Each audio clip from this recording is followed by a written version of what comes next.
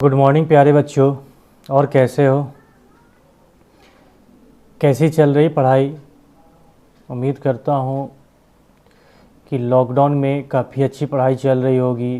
क्यों? क्योंकि self study करने का टाइम मिल गया होगा। चलो बच्चों, आज देखो हम लोग काफ़ी इंटरेस्टिंग टॉपिक हम लोग डिस्कस करने जा रहे हैं, हीट ट्रांसफ़र। ठीक, ये क्लास 11th का बहुत इंटरेस्टिंग टॉपिक है। ठीक, काफ़ी मज़ा आता है पढ़ने में अगर आपका कंसेप्ट क्लियर है तो। ठीक, इस पर काफ़ी प्रॉब्लम्स पूछे जाते हैं, चाहे आपका जेई मेंस हो, चाहे आपका जेई एडवांस हो, चाहे आपका नीट का एग्ज़ाम हो। जेई एडवांस में कभी कभी क्या होता है कि इस पर 2-3 टॉपिक को कंबाइन करके हीट का ही 2-3 टॉपिक को कंबाइन करके इस पर क्वेश्चन पूछे जाते हैं। ठीक, तो आज के लेक्चर में देखना बच्चों, हम जो डिस्कस करेंगे, मेन हम लोग डिस्कस करने जा रहे हैं प्रॉब्लम्स। ठीक, मेरा टारगेट रहेगा कि मैक्सिमम से मैक्सिमम प्रॉब्लम्स हम लोग सॉल्व कर पाएँ। ठीक, अब उसके लिए देखो, जो थ्योरी का पोर्शन है, थोड़ा बहुत मैं थ्योरेटिकल पोर्शन को एक्सप्लेन करूंगा। मतलब इतना एक्सप्लेन कर दूंगा कि आपको न्यूमेरिकल्स में कोई प्रॉब्लम्स नहीं जाएगी। ठीक, क्योंकि एक लेक्चर में हम ये दोनों चीज़ पॉसिबल नहीं है कि हम थ्योरी भी पूरा आपको नोट्स बनवा कर लिखवाते हुए प्रॉब्लम सॉल्व करवाएं, विच इज़ नॉट पॉसिबल। ठीक, तो देखो मेरा टारगेट रहेगा कि सारा थ्योरी को पहले मैं आपको एक्सप्लेन कर दूं, फिर उसके बाद इस पर प्रॉब्लम डिस्कस करूं। ठीक, और हीट ट्रांसफ़र अपने आप में एक बड़ा सा टॉपिक है टोटल। तो इसमें से देखो एक पोर्शन हम डिस्कस करने जा रहे हैं। ठीक, तो चलो हम लोग शुरुआत करते हैं हीट ट्रांसफ़र के बारे में, क्या क्या होता है। हाँ बच्चों, देखो हीट ट्रांसफ़र, अब आप खुद सोचो, रियलाइज करो कि हीट हम लोग ट्रांसफ़र कहाँ कहाँ कर सकते हैं। हीट ट्रांसफ़र का तो मतलब सबको समझ में आया क्या? कि किसी भी सब्सटेंस को हम लोग हीट क्या कर रहे हैं, ट्रांसफ़र कर रहे हैं। मतलब एक पोजीशन से दूसरे पोजीशन पर क्या कर रहे हैं, उसको पहुंचा रहे हैं। ठीक, अब बताओ, एक पोजीशन से दूसरे पोजीशन पर पहुंचाने का जो मटेरियल हो सकता है वो क्या हो सकता है? हम लोग जो हीट ट्रांसफ़र कर सकते हैं वो किस में कर सकते हैं? या तो सॉलिड में, नहीं तो लिक्विड में, नहीं तो गैसेज में। ठीक, मतलब कि पूरे यूनिवर्स की बात करें तो जो हम लोग हीट ट्रांसफ़र करने का जो मटेरियल हो सकता है, सॉलिड, लिक्विड एंड गैसेज। ठीक, अब देखो इसमें हम लोग हीट ट्रांसफ़र करने का 3 तरीका है। पहला कंडक्शन, दूसरा कन्वेक्शन और तीसरा क्या है, रेडिएशन। तो आज की क्लास में देखो जो हम लोग डिस्कस करेंगे वो फर्स्ट के बारे में डिस्कस करेंगे, कंडक्शन के बारे में। ठीक, ये दोनों टॉपिक के बारे में थोड़ा बहुत हम लोग डिस्कस करेंगे कि क्या होता है और इसमें हीट हम लोग कैसे ट्रांसफ़र करते हैं। ठीक, तो मेन हम लोग को डीप में जो डिस्कस करना हो, किसके बारे में डिस्कस करना है, कंडक्शन के बारे में। ठीक, अब देखो कि अगर हम लोग हीट का ट्रांसफ़र सॉलिड बॉडी में करेंगे या सॉलिड सब्सटेंस में करते हैं, ठीक, तो उस टाइप या उस मोड को बोलते हैं हम लोग, क्या बोलते हैं, कंडक्शन मोड। क्या बोलते हैं, कंडक्शन मोड। मतलब कि इसमें अगर मेंशन करना पड़ेगा तो देखो हम इसमें क्या लिख रहे हैं कि हीट ट्रांसफ़र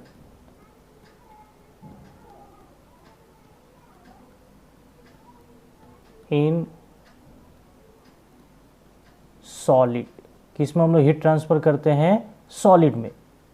वो कैसे होता है देखो अभी हम लोग बाद में डिस्कस करेंगे। अगर कन्वेक्शन की बात करें तो ये देखो, इसमें इसकी बात करें तो हम लोग इसमें जनरली क्या करते हैं, हीट ट्रांसफ़र इन लिक्विड। ठीक, हीट ट्रांसफ़र इन लिक्विड। और अगर रेडिएशन की बात करें तो ये आपका हीट ट्रांसफ़र होता है heat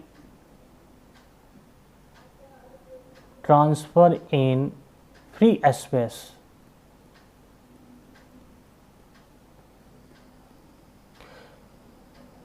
फ्री स्पेस, ठीक।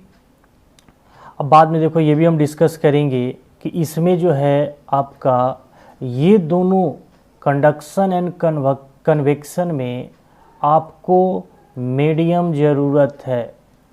ये किस पर डिपेंड करता है? मीडियम पर डिपेंड करता है। कहने का मतलब कौन सा मीडियम में आप हीट ट्रांसफ़र कर रहे हो।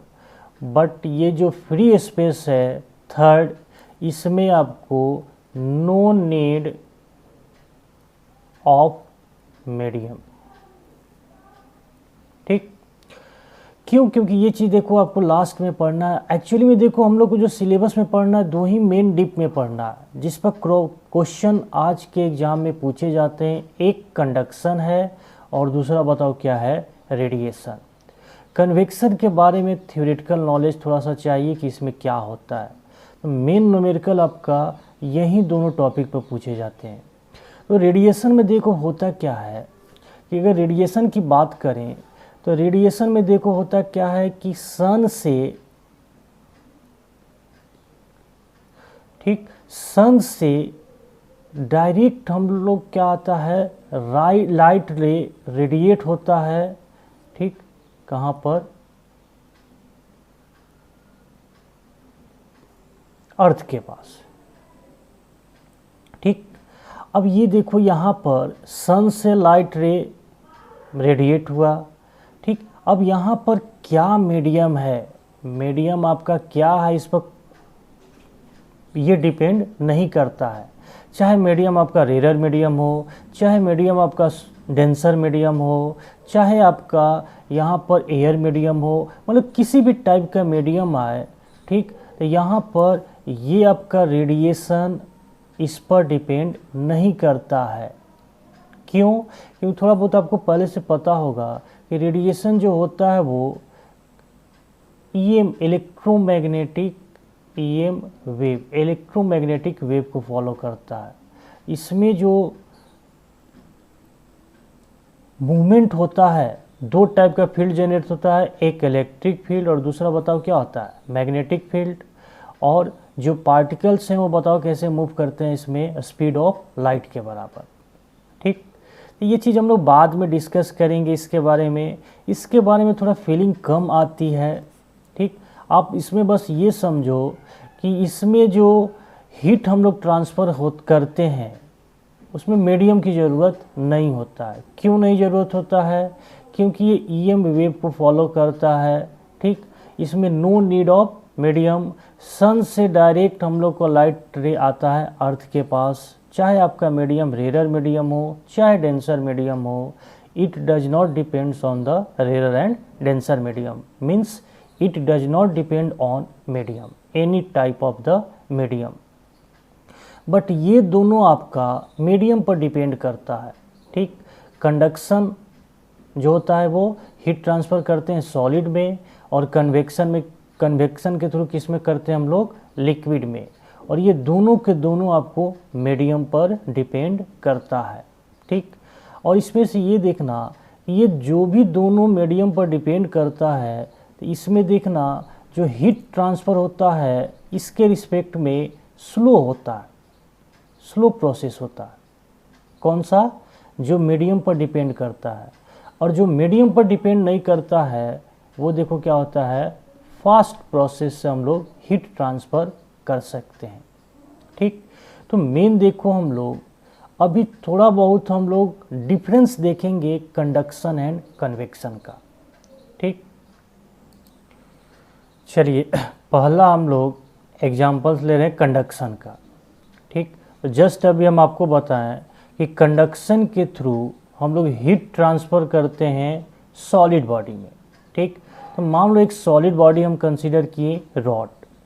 यहाँ पर देखो इसको हम हीट दे रहे हैं, मतलब नीचे से आग जला दिए, ठीक। तो हीट दे रहे हैं तो देखो ये क्या होगा? इस रॉड में हीट कर क्या होगा बताओ? ट्रांसफ़र होगा। मतलब कि यहाँ से ऐसे हीट क्या करेगा? मूव करेगा, ठीक। एक एंड से क्या हो रहा है?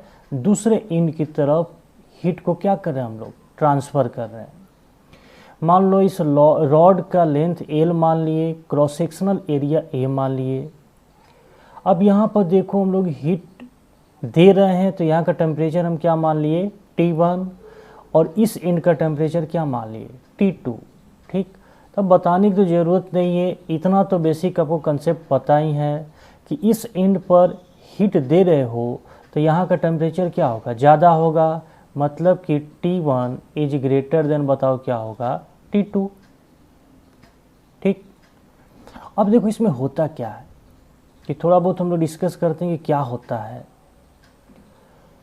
कि इसमें देखो कि जैसे हम लोग इसको इस एंड पर हीट दिए तो इसमें देखो बहुत सारा ये जो रॉड बना होगा बहुत सारा पार्टिकल्स के क्या होता है, कम्बिनेशन से बना होता है। तो जैसे इसको हीट दी मतलब क्या मिला, इसको एनर्जी मिला। अब देखो इसमें इस पार्टिकल को, मतलब कि जहाँ पर हीट दे रहे हो इसके पास वाले पार्टिकल को एनर्जी मिला। तो जैसे ही वो एनर्जी मिला तो वो क्या करेगा, वाइब्रेट करना शुरू कर देगा। ठीक, तो वाइब्रेट करेगा, तो वाइब्रेट किया मान लो इधर, तो वाइब्रेट किया तो इसके जस्ट बगल वाले पार्टिकल को इस वाइब्रेशन की वजह से बताओ क्या मिला, एनर्जी मिला। इस वाइब्रेशन की वजह से बताओ इसको क्या मिला, एनर्जी मिला। अब इस एनर्जी की वजह से ये भी बताओ क्या किया, वाइब्रेट किया। अब ये भी जब वाइब्रेट किया तो अपने पास वाले को भी ये बताओ क्या करेगा, एनर्जी देगा। तो ये भी पार्टिकल क्या करेगा, वाइब्रेट करना शुरू करेगा। मतलब कि ऐसा ऐसा प्रोसेस आपका क्या होता है, कंटिन्यू होते जाता है।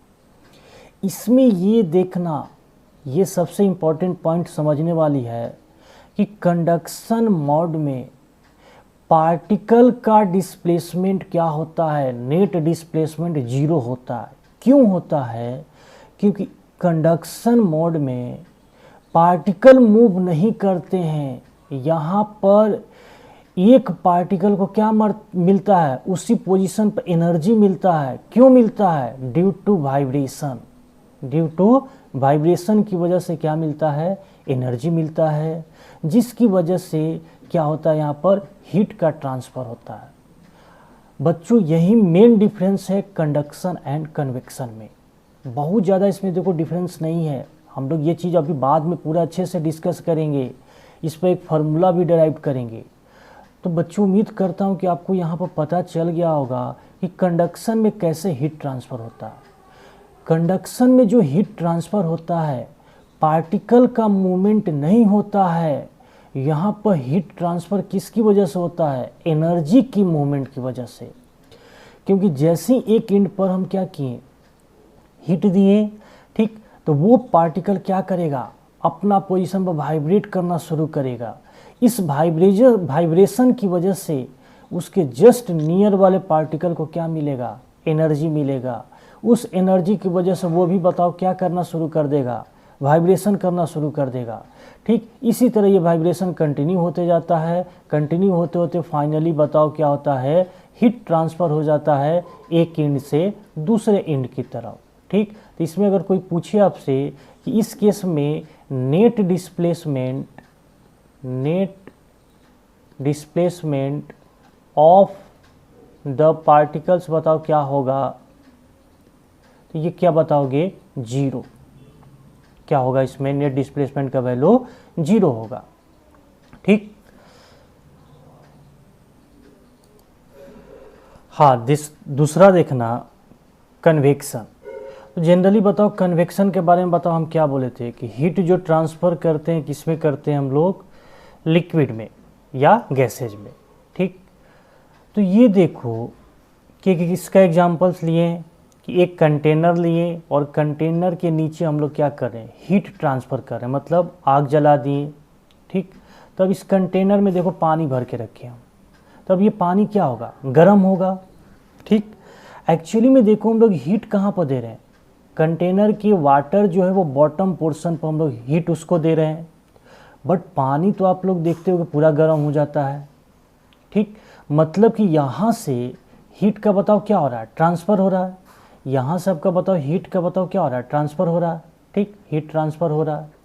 तो देखो ये कैसे ट्रांसफ़र होता है, जब इसको इस एंड पर हीट दोगे, ठीक, हीट दोगे तो देखो क्या होगा कि यहाँ का वाटर जो भी यहाँ का जो वाटर मॉलिक्यूल्स होंगे वो देखो क्या होगा कि यहाँ का वाटर मॉलिक्यूल्स का डेंसिटी क्या होगा, डिक्रीज होगा। क्यों? क्योंकि आप लोग ये पढ़े होंगे कि इसमें एक्सपेंशन में डेंसिटी का एक रिलेशन आप पढ़े होंगे। देखो क्या पढ़े होंगे कि रो इक्वल टू, देखो क्या होता है, रो मतलब density, rho nought 1 minus gamma delta T, 1 minus gamma delta T. अब बताओ जब टेम्परेचर हम लोग यहाँ पर हीट दे रहे हैं मतलब क्या हो रहा है, टेम्परेचर इंक्रीज कर रहा है। तो टेम्परेचर इंक्रीज कर रहा है मतलब डेल्टा टी का वैल्यू क्या होगा, बढ़ेगा। जब डेल्टा टी का वैल्यू बढ़ेगा तो यहाँ पर देखो ये फैक्टर बताओ क्या होगा, इसमें माइनस होगा। तो माइनस होने के बाद यहाँ पर ओवरऑल जो डेंसिटी का वैल्यू बताओ वो क्या होगा, डेंसिटी का वैल्यू क्या होगा आपका, डिक्रीज करेगा। ठीक, तो यहाँ पर देख रहे हैं कि जब हीट ट्रांसफ़र कर रहे हैं तो यहाँ का डेंसिटी बताओ क्या कर रहा है, डिक्रीज कर रहा है। तो डेंसिटी जब यहाँ का डिक्रीज करेगा और यहाँ का डेंसिटी क्या है बताओ, बड़ा है इससे, तो होगा क्या कि यहाँ का जो वाटर मॉलिक्यूल है वो पोजीशन चेंज करके यहाँ चला आएगा। ठीक, और यहाँ का वाटर मॉलिक्यूल बताओ क्या होगा, यहाँ आएगा। ठीक, मतलब जो गर्म पोर्शन, गर्म वाला जो वाटर मॉलिक्यूल्स या पार्टिकल थे वो ऊपर चले गए और जो नहीं गर्म थे, जिसका डेंसिटी क्या था, ज़्यादा था, वो नीचे चला आया। ठीक, इसकी वजह से यहाँ पर देखो क्या होगा, पार्टिकल्स अपना पोजीशन क्या कर रहा है, चेंज कर रहा है, यहाँ से वहाँ चला गया। ठीक, और ये पार्टिकल्स का पोजीशन क्यों चेंज हो रहा है, इसमें चेंज होने का जो रीज़न है वो डेंसिटी गैप है। हम लोग देखो शुरू करते हैं अब कंडक्शन के बारे में। पहले हम लोग फार्मूला डिराइव करेंगे, फिर इस पर प्रॉब्लम सॉल्व करेंगे। मतलब कि कंडक्शन जो टॉपिक है अब अच्छे से देखो हम लोग पूरा डीप में डिस्कस कर रहे हैं। ठीक, चलिए जैसा कि मैं पहले डिस्कस कर लिया हूँ कि हम लोग सॉलिड बॉडी में क्या करते हैं, हीट ट्रांसफ़र करते हैं in the case of conduction. ठीक, जैसा कि देखें अब फिगर आप देख पा रहे हैं कि एक रॉड लिए जिसका लेंथ कितना मान लिया हम L, cross sectional area A है, रॉड के एक एंड का टेम्परेचर T1 है और दूसरे एंड का टेम्परेचर क्या है, T2 है। अगर देखो हम ये कंडीशन दें कि T1 is greater than T2, इसका मतलब ये हुआ कि हम लोग इस एंड पर, ये एंड मान लो P और ये एंड को मान लो Q, तो P एंड पर हम लोग क्या कर रहे हैं, हीट ट्रांसफ़र करना शुरू कर रहे हैं। ठीक, धीरे धीरे ये हीट ट्रांसफ़र कहाँ तक हो गया, Q एंड पर। एक चीज़ देखो मैं इसमें और एक चीज़ बताना चाहूँगा कि ये सब जो टेम्परेचर दे रहा है वो किस पर है, एट स्टेडी स्टेट। ये स्टेडी स्टेट का मतलब देखो क्या होता है, इस स्टेडी स्टेट का मतलब ये होता है कि टेम्परेचर का वैल्यू टाइम के साथ चेंज नहीं करेगा। मतलब कि इस रॉड पर दो पॉइंट ये P एंड Q, ठीक, तो हमेशा टाइम, किसी भी टाइम पर P पॉइंट पर जो टेम्परेचर होगा ऑलवेज क्या होगा, T1 ही रहेगा। Q पॉइंट पर जो टेम्परेचर होगा हमेशा ऑलवेज क्या होगा, T2 ही होगा। बट डिस्टेंस के अलॉन्ग इसका टेम्परेचर का वैल्यू क्या होगा, चेंज करेगा। मतलब कि यहाँ पर अगर हम कोई पॉइंट मान लें, ठीक, मान लो R, तो यहाँ का टेम्परेचर क्या होगा, T1 T2 से अलग होगा। यहाँ का टेम्परेचर क्या होगा, मान लो S मान लिए, तो यहाँ का टेम्परेचर क्या होगा, अलग होगा। क्यों? क्योंकि यहाँ पर डिस्टेंस का वैल्यू क्या हो रहा है, चेंज हो रहा है। ठीक, तो स्टेडी स्टेट का मतलब ही हुआ कि the value of temperature, the value of temperature cannot change with time, time के साथ ये वैल्यू चेंज नहीं करेगा। सेकेंड पॉइंट में देखो क्या आएगा यहाँ से, क्या कि the value of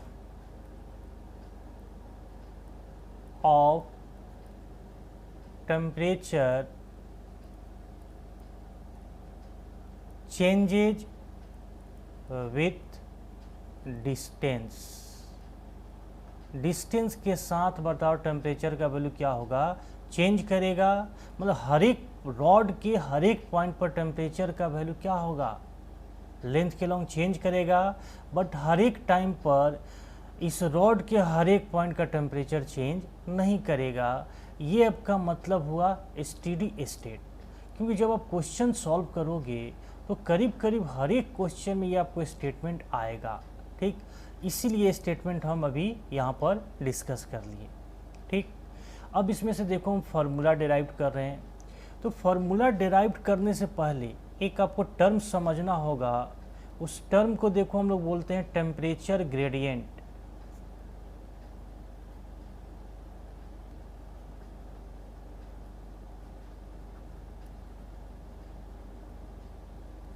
temperature gradient, ठीक, शॉर्ट फॉर्म में टीजी लिख रहे हैं, टेम्परेचर ग्रेडियंट।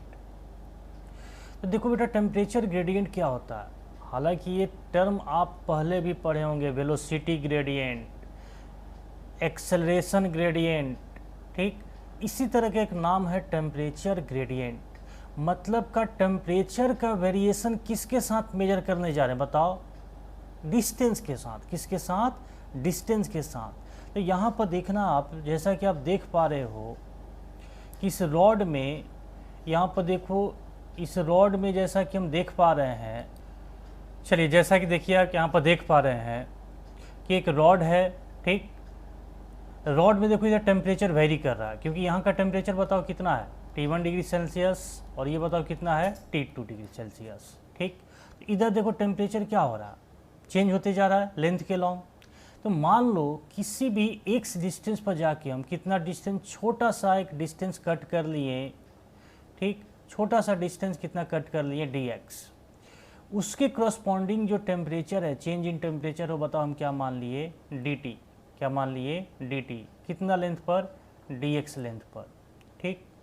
लेंथ के साथ देखो यहाँ पर टेम्परेचर का क्या हो रहा है, वेरिएशन हो रहा है। तो यहाँ पर अगर टेम्परेचर ग्रेडियंट हम निकालें तो देखो क्या आ जाएगा, माइनस dt बाई में dx।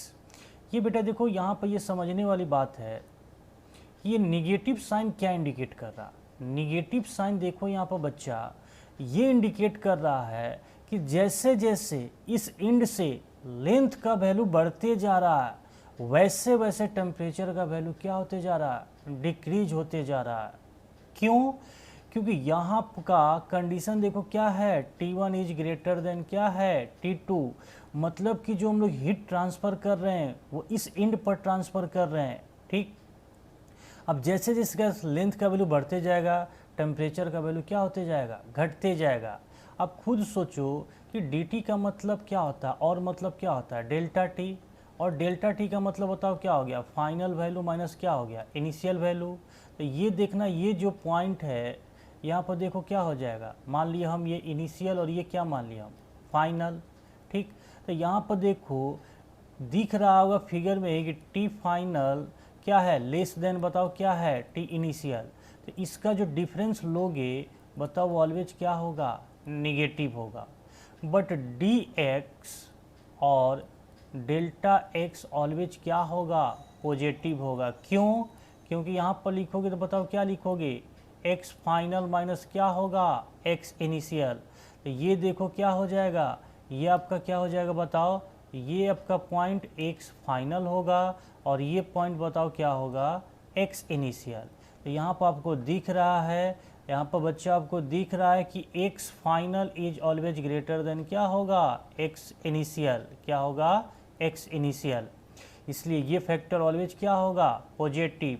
तो इन दोनों का जो डिफरेंस मतलब रेशियो जो लोगे ऑलवेज क्या आ जाएगा, निगेटिव आएगा। इसलिए देखो हम पहले ही निगेटिव साइन लगा दिए हैं, ठीक। इस रेशियो को ही हम लोग बताओ क्या बोलते हैं, टेम्परेचर ग्रेडियंट। क्योंकि ये टर्म का हम लोग का ज़रूरत पड़ेगा आगे जब हम फार्मूला डिराइव करेंगे, ठीक।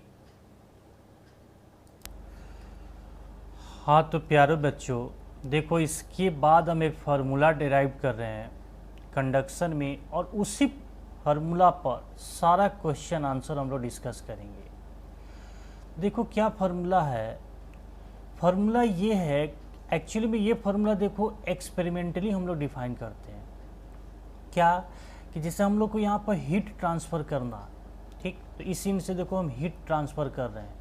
तो यहाँ पे एक टर्म आता है डी क्यू बाई में डी टी, या फिर इसी को बोलते हैं डेल्टा क्यू बाई में डेल्टा टी। ठीक, ये देखो डिफरेंशियल फॉर्म में हो गया, ये पॉइंट क्या हो गया डिफरेंशियल फॉर्म में, और ये आपका क्या हो गया पॉइंट फॉर्म में। तो एक्सपेरिमेंट करने के बाद क्या हमको यहाँ से रिजल्ट मिला, मतलब यहाँ से फार्मूला हमको क्या मिला, जो साइंटिस्ट ने एक्सपेरिमेंट किया था वो एक्सपेरिमेंट करने के बाद यहाँ पर फार्मूला डिराइव किया था उन्होंने। तो देखो क्या फार्मूला डिराइव किया था, ये देखो जो डी क्यू बाई में डी टी है या डेल्टा क्यू बाई में डेल्टा टी को हम लोग बोलते हैं, क्या बोलते हैं, देखो rate of heat transfer, rate of heat, यहाँ पर देखना क्या है, rate of heat transfer, rate of heat transfer. याद रखना डी क्यू बाई में डी टी या डेल्टा क्यू बाई में डेल्टा टी को क्या बोलते हैं हम लोग, रेट ऑफ हीट ट्रांसफ़र।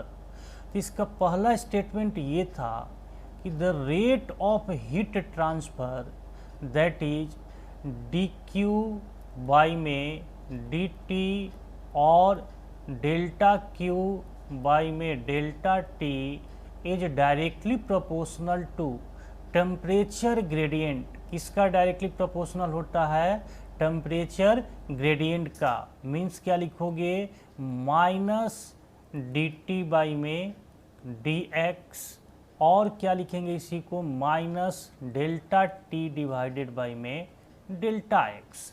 दोनों फॉर्म देखो मैं लिख दिया हूँ यहाँ पर, डिफरेंशियल फॉर्म भी लिख दिया हूँ एंड पॉइंट फॉर्म में लिख दिया हूँ। ठीक, इसको क्या मान लें, इक्वेशन नंबर 1। ठीक, दूसरा इक्वेशन क्या बोला गया यहाँ पर, कि दूसरा रिलेशन के बारे में ये बोला गया, वहीं rate of the heat transfer, मतलब डी क्यू बाई में डी टी और डेल्टा क्यू बाई में delta T is also directly proportional to cross sectional area, also directly proportional to the cross sectional area of the uniform of the rod. ठीक, यहाँ से क्या मिलेगा, equation number 2। ठीक, अब इस दोनों इक्वेशन को कंबाइन किया गया, equation number 1 and equation number 2 को कंबाइन किया गया। मतलब यहाँ पर देखो क्या लिख रहा हूँ, from equation number 1 and equation number 2 we have, क्या हमको देखो रिजल्ट मिला, यहाँ पर क्या लिखेंगे बताओ, दोनों को कंबाइन करोगे तो बताओ डी क्यू बाई में डी टी और डेल्टा क्यू डिवाइडेड बाई में delta T is directly proportional to, बताओ क्या आ गया, माइनस ए, बताओ क्या आ गया, डी टी बाई में डी एक्स, या फिर इसी को बताओ और क्या लिखेंगे, minus A delta T upon delta T. ठीक, ये दोनों इक्वेशन को कंबाइन करके हमको ये रिजल्ट मिला। अब जैसा कि हम लोग जानते हैं, यहाँ से प्रोपोर्शनलिटी हटाएंगे तो बताओ क्या देंगे, कांस्टेंट। तो यहाँ से देखो फाइनल जो रिजल्ट आया, बताओ क्या आ गया, देखो दोनों को अलग अलग मैं लिख रहा हूँ। देखो क्या आया कि D Q upon D T is equal to क्या आ गया, माइनस के ए, क्या आ गया यहाँ पर, D T upon D X. और दूसरा बताओ रिजल्ट क्या आ गया कि delta Q upon delta T is equal to minus K A delta T upon delta X. ठीक, ये दोनों देखो रिजल्ट बहुत ही इम्पॉर्टेंट रिजल्ट है, क्योंकि आगे जो भी हम क्वेश्चन सॉल्व करने जा रहे हैं, यही दोनों फार्मूला से हम क्वेश्चन सॉल्व करने जा रहे हैं। ठीक, जैसा कि अब फार्मूला आप देख पा रहे हो, ये बताओ कौन सा फॉर्म हो गया, डिफरेंशियल फॉर्म हो गया। कौन सा फॉर्म हो गया, डिफरेंशियल फॉर्म। और ये बताओ कौन सा फॉर्म हो गया, बताओ पॉइंट फॉर्म। क्या हो गया, पॉइंट फॉर्म। दोनों का अपना अलग अलग एडवांटेज है। कहने का मतलब जब आपका वेरिएबल का केस आएगा तो वहाँ पर हमेशा हम लोग क्वेश्चन कैसे सॉल्व करेंगे, डिफरेंशियल फॉर्म से।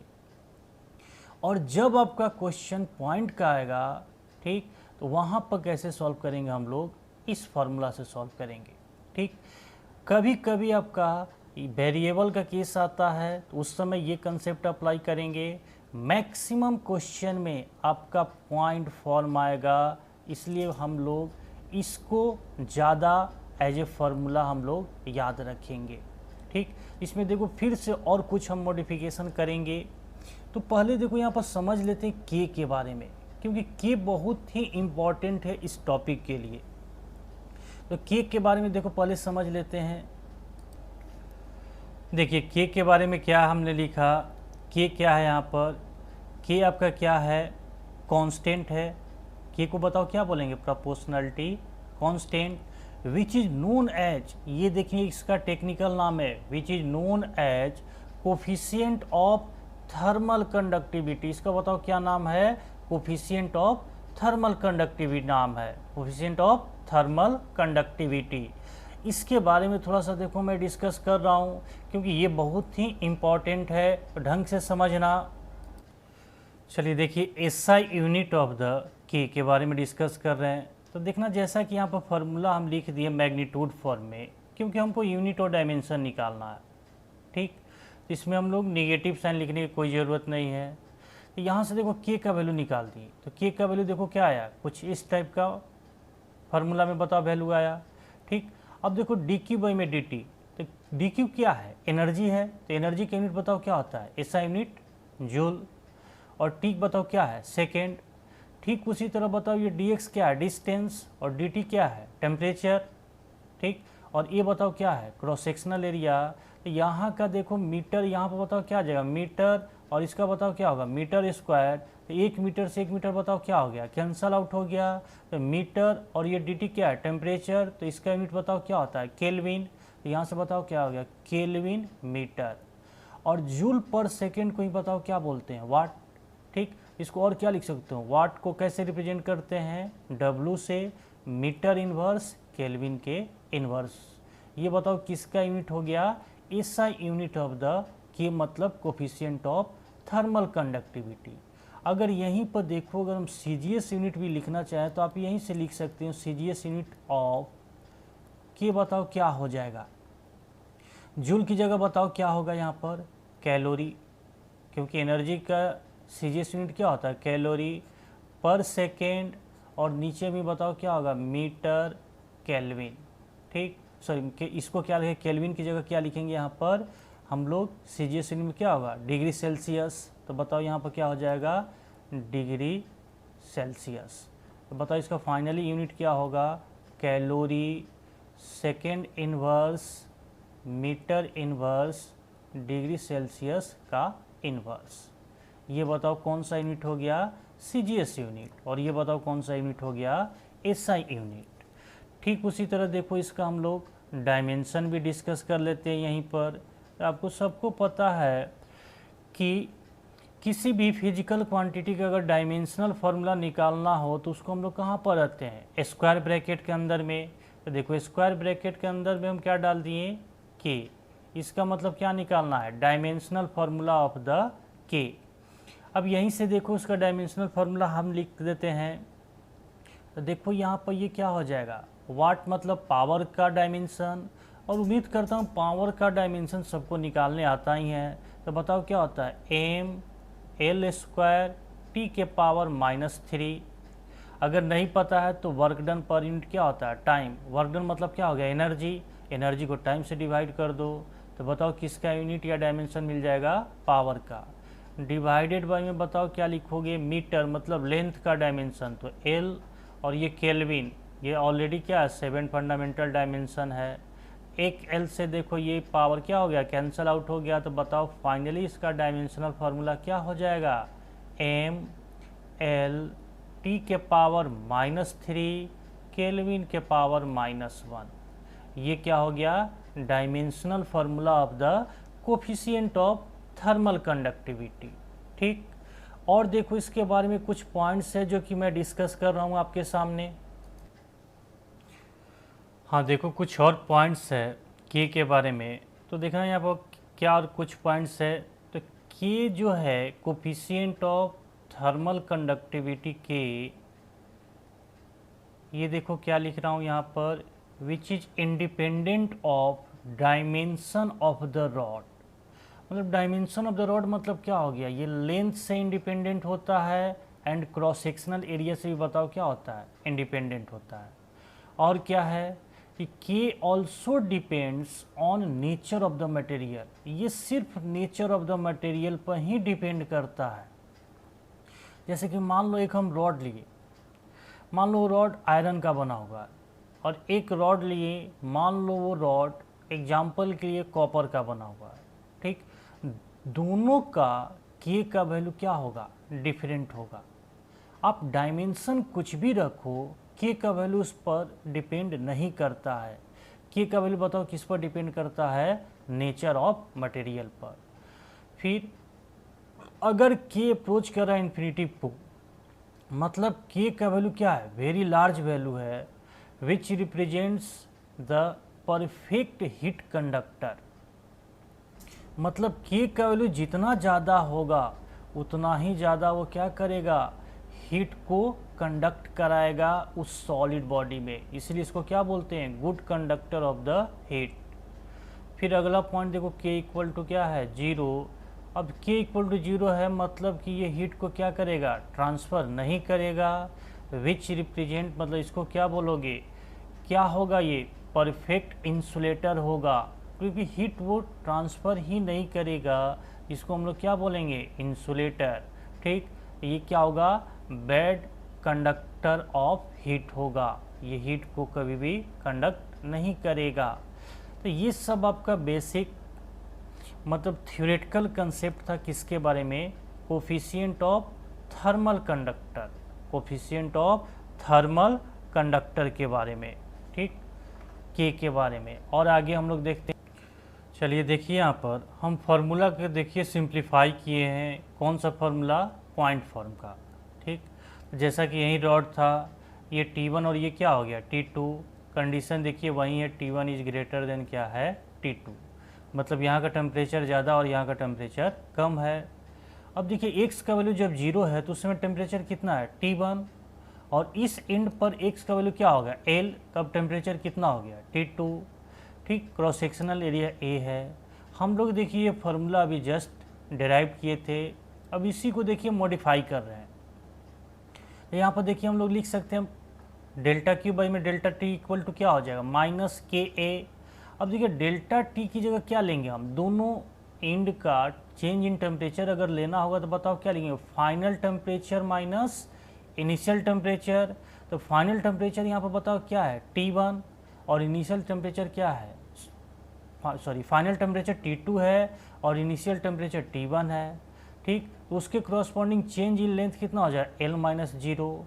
तो फाइनली देखो जब इसको सिंप्लीफाई करेंगे, मतलब ये निगेटिव साइन इसमें मल्टीप्लाई करेंगे, तो फाइनल इसका फार्मूला बताओ क्या आ जाएगा कि rate of the heat transfer that is delta Q upon delta T is equal to क्या हो जाएगा, K A T1 minus T2 by में L, T1 minus T2 by में L। ये जो फार्मूला है काफ़ी इम्पॉर्टेंट फार्मूला है, ये आपको पॉइंट फॉर्म के लिए सबसे इम्पॉर्टेंट फार्मूला है, और ये आपके इसी फार्मूला पर हम लोग मैक्सिमम क्वेश्चन सॉल्व करेंगे, ठीक। अब देखो बच्चों, इसको हम देखो कंपेयर कर रहे हैं किसके साथ, इलेक्ट्रिक करंट के साथ। अब देखो ये कंपैरिजन क्यों कर रहे हैं, ये कंपैरिजन देखो बच्चों इसलिए कर रहे हैं कि आपको अगर ये कंपैरिजन आता है तो कितना भी टफ लेवल का प्रॉब्लम, इस पर जितना भी टफ लेवल का प्रॉब्लम होगा सबको देखो हम लोग आसानी से सॉल्व कर लेंगे। कैसे, जैसे कि यहाँ पर रॉड का केस ले रहे हैं तो देखो यहाँ पर दोनों एंड का टेम्परेचर कितना मान लिया, T1 एंड T2, लेंथ कितना है L, क्रॉस सेक्शनल एरिया क्या हो गया A, coefficient of thermal conductivity कितना है K। अब इसमें देखो हीट ट्रांसफ़र हो रहा है, क्या आपने कभी सोचा है कि यहाँ पर हीट ट्रांसफ़र क्यों हो रहा है? ये सोचने के लिए देखो हम क्या कर लिए कि इस रॉड को कन्वर्ट कर दिए किस में, एक वायर मतलब कंडक्टिंग वायर में, जिसका रेजिस्टेंस कितना है, आर है। अब इसमें देखो करंट फ्लो हो रहा है। तो ये बताओ क्लास 10th में पढ़ा होगा कि किसी भी कंडक्टर में करंट क्यों फ्लो होता है, due to change in potential difference. मतलब कि यहाँ पर जब तक आप पोटेंशियल डिफरेंस नहीं क्रिएट करोगे तब तक इसमें चार्ज पार्टिकल्स नहीं मूव करेंगे। चार्ज पार्टिकल्स कहने का मतलब कि फ्री इलेक्ट्रॉन्स नहीं मूव करेंगे, तब तक आपका इलेक्ट्रिक करंट प्रोड्यूस नहीं होगा। कहने का मतलब इलेक्ट्रिक करंट इस सर्किट में मूव नहीं करेगा। ठीक, तो यहाँ पर करंट आई बराबर बताओ क्या लिखेंगे, डेल्टा वी अपॉन आर। ठीक, ये कहाँ से हम लोग लिख रहे हैं बताओ, ओम्स लॉ से। ये क्लास 10th में आप पढ़े होंगे ओम्स लॉ के बारे में, ओम्स लॉ से। ठीक, क्या है आपका, I equal to delta V upon R. ठीक, अब ये चीज़ आपको समझना है कि यहाँ पर इलेक्ट्रिक करंट इसलिए फ्लो हो रहा है क्योंकि दोनों एंड का पोटेंशियल V1 और V2 क्या है, अलग अलग है। मतलब कि यहाँ पर पोटेंशियल डिफरेंस क्रिएट हो रहा है। इसमें देखो इस रॉड में रेट ऑफ द हीट इसलिए ट्रांसफ़र हो रहा है क्योंकि इस दोनों एंड का टेम्परेचर क्या है, अलग अलग है। पहला कंडीशन हीट फ्लो होने के लिए कि दोनों पॉइंट का टेम्परेचर मस्ट भी क्या होना चाहिए, डिफरेंट होना चाहिए। तब जाके यहाँ पर क्या क्रिएट होगा, टेम्परेचर डिफरेंस। क्या क्रिएट होगा, टेम्परेचर डिफरेंस। क्या क्रिएट होगा, टेम्परेचर डिफरेंस, जिसकी वजह से यहाँ पर क्या होगा, rate of the heat flow होगा। ठीक, अब यहाँ पर बच्चों देखना कि सेम एज इट इज हम इस फार्मूला का अगर लिखना चाहें तो देखो क्या लिख सकते हैं कि जैसे मॉडिफाई किए तो हम बताओ delta Q upon delta T. इसको देखो हम क्या मान लिए समझने के लिए, कैपिटल एच। क्या मान लिए, कैपिटल एच। ये कैपिटल एच बताओ बच्चों क्या है, rate of heat flow, rate of heat flow. ठीक, या हीट ट्रांसफ़र। ठीक, कुछ भी आप बोल सकते हो। और heat transfer which is equal to बताओ बच्चों कितना था पॉइंट फॉर्म में, K A T1 minus T2 divided by में L। इसको T1 को और क्या बोल सकते हो, इनिशियल टेम्परेचर, और ये T2 को क्या बोल सकते हो, फाइनल टेम्परेचर। ठीक, तो यहाँ से देखो थोड़ा मॉडिफाई करना चाह रहे हैं क्योंकि इसको हम कंपेयर करेंगे किसके साथ, इलेक्ट्रिक करंट के साथ। तो क्या बच्चों यहाँ से देखो हम ये भी लिख सकते हैं H इक्वल टू देखो T1 माइनस T2 को एक साथ रखो डिवाइडेड बाई में L डिवाइडेड बाई में KA, इसको क्या करो एक साथ रखो। ठीक, तो देखो बच्चों यहाँ पर दिख रहा है कि H बराबर T1 माइनस T2, मतलब टेम्परेचर का क्या मिला यहाँ पर, डिफरेंस हुआ, तब जाके क्या हुआ, हीट फ्लो हुआ। और इस पूरे टर्म को बच्चों, ये जो नीचे वाला पूरा टर्म्स है, इसको हम लोग बच्चों अलग नाम दिए, और इसका अलग नाम देखो बच्चों क्या दिए, ये T1 minus T2 divided by में R।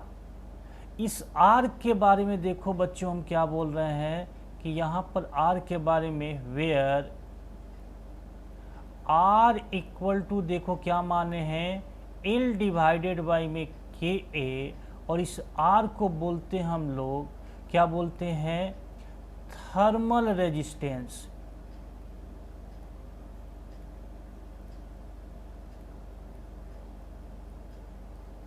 कुछ नहीं किए बच्चों, सिर्फ हम किसके साथ कंपेयर किए हैं, इलेक्ट्रिक करंट के साथ। तो करंट आई बराबर बताओ क्या होता था, डेल्टा वी अपॉन आर। मतलब वी, डेल्टा वी मतलब क्या होगा, पोटेंशियल डिफरेंस डिवाइडेड बाई में आर। इसमें बताओ आर को हम लोग क्या बोलते थे, इलेक्ट्रिकल रेजिस्टेंस। तो इसमें देखो जो आर होगा बच्चों, इसको हम लोग क्या बोलेंगे, थर्मल रेजिस्टेंस। क्योंकि हम लोग जो भी पढ़ने जा रहे हैं वो क्या पढ़ने जा रहे हैं, हीट में, इसलिए इसका हम लोग नाम क्या रख दिए, थर्मल रेजिस्टेंस। और इस R का वैल्यू बच्चों क्या होगा, L डिवाइडेड बाई में KA, L डिवाइडेड बाई में KA। तो देखना बच्चों यहाँ से इस फार्मूला को देखो, एक और यहाँ से हम लोग फार्मूला निकल के लाएं। इस फार्मूला को हम लोग कब यूज करेंगे, जब हम लोग इसको कंपैरिजन करेंगे किसके साथ, बताओ, इलेक्ट्रिक करंट के साथ। अगर ऐसे आप पढ़ोगे तो ये चैप्टर आपको पढ़ने में काफ़ी इंटरेस्ट आएगा और टफ लेवल का प्रॉब्लम आप आसानी से सॉल्व कर लोगे। यहाँ तक बताओ सब कुछ समझ में आ गया, ठीक। अब इसके बारे में थोड़ा और डिस्कस करते हैं, थोड़ा सा और डीप में डिस्कस करते हैं। हाँ तो बच्चों देखना, डिफरेंशियल फॉर्म में थर्मल रेजिस्टेंस का देखो फार्मूला क्या होगा, D R equal to integration के अंदर में डी एक्स बाई में के ए। डी एक्स बताओ क्या हो गया, छोटा सा लेंथ, के आपका बताओ क्या हो गया, कोफिशिएंट ऑफ थर्मल कंडक्टिविटी, ए बताओ क्या हो गया, क्रॉस सेक्शनल एरिया, ठीक। और अगर कांस्टेंट अगर कंसेप्ट गिवन है तो वहाँ पर हम लोग ये फार्मूला अप्लाई करेंगे, ठीक। तो ये फार्मूला बहुत ही इम्पॉर्टेंट है बच्चों, ढंग से इसको समझना और याद रखना। इस पर आगे देखो बहुत सारा हम लोग प्रॉब्लम्स डिस्कस करने जा रहे हैं। तो इसमें देखना पहला जो कंसेप्ट हम डिस्कस करने जा रहे हैं, बताओ बच्चों कि इलेक्ट्रिक करंट, इलेक्ट्रिसिटी में आपने पढ़ा होगा कि बहुत टाइप्स का कम्बिनेशन पढ़ते हैं, ठीक, सीरीज कम्बिनेशन। उसमें से देखो पहला जो कम्बिनेशन है बताओ क्या है, बताओ, सीरीज कम्बिनेशन, सीरीज कम्बिनेशन, ठीक। इस सीरीज कम्बिनेशन में देखो बच्चों हम लोग अभी जो हम डिस्कस कर रहे हैं वो सिर्फ इलेक्ट्रिक करंट का है। तो ढंग से समझना कि सीरीज कम्बिनेशन में देखो क्या करते थे कि मान लो ऐसा मान लो हम n number of resistance, different resistance connect कर देते थे किसमें, सीरीज में, और एक बैटरी अप्लाई कर देते थे, ठीक। तो यहाँ पर जिसका बैटरी का पोटेंशियल डिफरेंस क्या मान लिए भी, ये क्या हो गया R1, R2, ऐसा कितना रेजिस्टेंस है, Rn है। तो देखो इस बैटरी से करंट I बाहर निकलता था। तो सीरीज कम्बिनेशन में बताओ करंट का वैल्यू बताओ क्या रहता था, हर एक रेजिस्टेंस में बताओ क्या रहता था, सेम रहता था। क्या चेंज होता था बच्चों बताओ, यहाँ पर पोटेंशियल V1 चेंज होता था। क्या होता था, इसमें V1 आ गया, इसमें V2 आ गया, ऐसा बताओ ये क्या आ गया, Vn हो गया। तो सीरीज कम्बिनेशन में बच्चों ये चीज़ आपको पता होगा कि क्या चेंज होता था, potential across the each resistance change होता था और करंट का value across the each resistance क्या रहता था, सेम रहता था। तो देखो यहाँ पर डायरेक्ट हम फार्मूला लिखते हैं बच्चों कि यहाँ पर देखो फार्मूला क्या आता था, R equivalent is equal to बताओ क्या आता था, सीरीज कम्बिनेशन में R1 plus R2 dot dot dot बताओ क्या होगा, Rn। मतलब इसको क्या लिखोगे बच्चों, summation Ri, where I is started from 1 to n। ये बताओ किसका फार्मूला आ गया, बताओ, R इक्वालेंट का। यहाँ से एक डायरेक्ट फार्मूला हम लोग, ये क्लास 10 तक आपने पढ़ा होगा सीरीज कम्बिनेशन के लिए, ठीक। इसमें देखो पॉइंट में ध्यान देने वाली बात क्या थी कि सीरीज कम्बिनेशन में करंट का वैल्यू सेम होता है और potential across the each resistance क्या होता है, डिफरेंट होता है, और ये इसका इक्विवेलेंट रेजिस्टेंस का फार्मूला है। अब देखो इसको हम कंपेयर करने जा रहे हैं किसके साथ बताओ, रॉड के साथ, ठीक। तो रॉड के साथ सीरीज कम्बिनेशन देखो क्या हो सकता है, तो ढंग से समझना, अब आपको बहुत आसानी से समझ में आएगी। हाँ बच्चों देखना यहाँ पर कि देखो n नंबर ऑफ क्या है, रॉड है। हम ये मान के चल रहे हैं कि सभी रॉड का क्रॉस सेक्शनल एरिया सेम है, क्रॉस सेक्शनल एरिया क्या है, सेम है, और सभी रॉड को एंड टू एंड कनेक्ट करके रखें। मतलब एक एंड पर दूसरे रॉड का एंड रख दिए, ठीक। ऐसा बताओ ये सबको कैसे कनेक्ट करके रख दिए, सीरीज में, ठीक। अब इस पर कुछ हम देखो कैलकुलेशन करना चाह रहे हैं। हम आपको बच्चों क्या बोले थे कि इसको क्वेश्चन को आसान बनाने के लिए क्या कर लो कि इसको एक रेजिस्टेंस मान लो। तो पहला रेजिस्टेंस बताओ क्या हो जाएगा, ये पहला आपका रेजिस्टेंस बताओ क्या हो जाएगा, R1। ये फर्स्ट रेजिस्टेंस बताओ क्या हो जाएगा बच्चों, क्या हो जाएगा, ये फर्स्ट रेजिस्टेंस बताओ क्या हो जाएगा बच्चों, R1। ठीक उसी तरह बताओ ये क्या हो जाएगा, R2। ये सब बताओ क्या है, थर्मल रेजिस्टेंस है, याद रखना ये सब क्या है, थर्मल रेजिस्टेंस है। और ये बताओ क्या हो जाएगा, Rn। इस पॉइंट का टेम्परेचर बताओ कितना है, T1, और इस पॉइंट का टेम्परेचर बताओ कितना है, T2। ठीक, इसमें बताओ क्या फ्लो होगा, rate of the heat transfer होगा। बच्चों हम अभी जस्ट बताएं, क्या बताएं आपको, कि यहाँ पर आपको जो कंपेयर करना है करंट के साथ, किसको कंपेयर करना है, rate of the heat transfer के साथ। ठीक, और वहाँ पर जो इलेक्ट्रिकल रेजिस्टेंस था, ये RE लिख दे रहा हूँ, मतलब electrical resistance which is also same equal to RT, मतलब थर्मल रेजिस्टेंस। ठीक, जो काम इलेक्ट्रिक करंट में करंट करता है वही काम किसमें, हीट ट्रांसफ़र में H करता है, मतलब rate of the heat transfer. जो काम RE मतलब रेजिस्टेंस करता है किसमें, इलेक्ट्रिक करंट में, वही काम RT मतलब कि थर्मल रेजिस्टेंस करता है किसमें, हीट ट्रांसफ़र में। ठीक, तो यहाँ पर देखो सब में आपका सीरीज कम्बिनेशन है, तो करंट का वैल्यू क्या होता है, सेम होता है। ठीक उसी तरह यहाँ पर H का वैल्यू सब में क्या होगा, सेम होगा। क्या अलग होता था बच्चों, वहाँ पर क्या होता था, potential difference across each resistance क्या होता था, अलग होता था। तो यहाँ पर क्या होगा, टेम्परेचर एक्रॉस ईच। हाँ, तो बच्चों जो काम वहाँ पर पोटेंशियल डिफरेंस करता था वही काम बच्चों यहाँ पर क्या करेगा, टेम्परेचर डिफरेंस करेगा। मतलब कि सीरीज कम्बिनेशन में पोटेंशियल डिफरेंस क्या होता था, अलग अलग होता था, तो यहाँ पर टेम्परेचर डिफरेंस क्या होगा, अलग अलग होगा। ठीक, यही मेजर आपका डिफरेंस है।